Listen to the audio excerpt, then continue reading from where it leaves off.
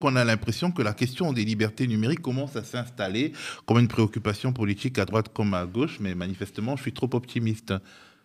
C'est vraiment trop tard, hein. L'enquête de Disclose, rappelons-le en quelques mots, a révélé que dans plus d'une centaine de commissariats un peu partout en France, on avait un système qui utilisait la reconnaissance faciale pour traquer les utilisateurs dans les villes. Aussi bien à Marseille que dans tout un tas de villes françaises, c'est utilisé un peu partout et c'est en voie de généralisation. Ça n'est pas fait dans un cadre légal, c'est fait depuis 2015. Donc la seule conclusion que vous pouvez en sortir, c'est que la légalité c'est bien dans les états de droit, mais que sur ce plan-là, dans le domaine de la surveillance, on est sorti de l'état de droit depuis, allez, 2009. Depuis 2009, la surveillance de masse de l'Internet est mise en place en France. Vous pouvez taper ça, vous trouverez ça sur Mediapart. Ça a été légalisé en 2017. Depuis 2015, la reconnaissance faciale est en train de s'étendre un peu partout en France. Ça a eu une tentative de légalisation il y a quelques semaines. Ça a foiré, mais ils ont tenté. Ils recommenceront. Mais ça finira par être légalisé. Donc, il y a un moment, il faut se rendre à l'évidence. On vit dans un monde où les autorités publiques n'obéissent pas à la loi.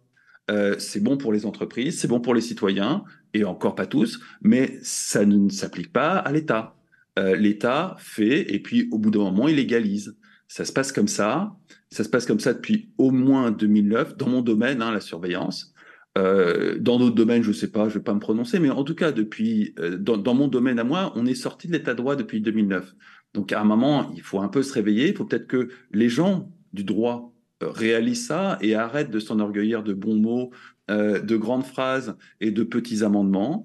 Nous ne sommes plus dans un état de droit sur ce domaine-là. Il va falloir apprendre à vivre avec et puis anticiper, parce que à partir du moment où on n'est plus dans un état de droit, bah, mes petits délires paranoïaques de geek, c'est juste les fonctionnalités qui sont disponibles dans les logiciels actuels, qui ont des notices d'emploi que je consulte, et donc je connais les acquéreurs. Et donc, il est quand même assez facile d'imaginer qu'à partir du moment où vous achetez pour des sommes assez déraisonnables des technologies très sophistiquées, vous les mettiez en œuvre. Donc, on les met en œuvre, évidemment, on les met en œuvre. Et si vous voulez voir à quoi ça peut ressembler dans un usage extrêmement intensif, bah, typiquement, tout ce qu'on regarde autour de la vidéosurveillance avec reconnaissance faciale, ça s'insère dans un cadre plus grand qu'on nomme pudiquement la ville intelligente. Bah, vous allez voir à Dubaï ou à Abu Dhabi à quoi ressemble une ville intelligente, notamment pour ce qui est du maintien de l'ordre. Et vous avez une idée de ce qui va arriver chez nous. Évidemment, pas avec la même violence, pas avec la même brutalité, mais grosso modo, la même technicité. C'est en cours d'installation en France, comme ailleurs, comme dans partout dans le monde. Ça n'est pas la loi, ça n'est pas la Constitution qui va freiner quoi que ce soit.